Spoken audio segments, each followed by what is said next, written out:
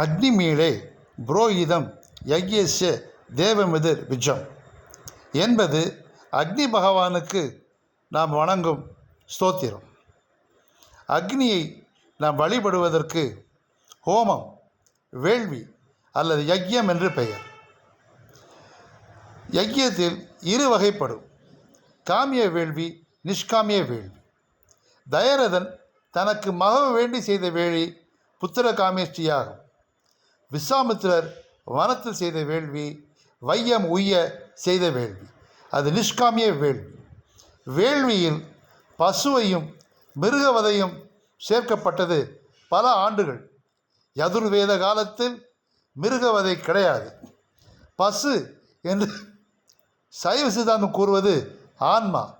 ஆன்மா தன்னை அடிமைப்படுத்தி ஆன்மாவை நீக்கிவிட்டால்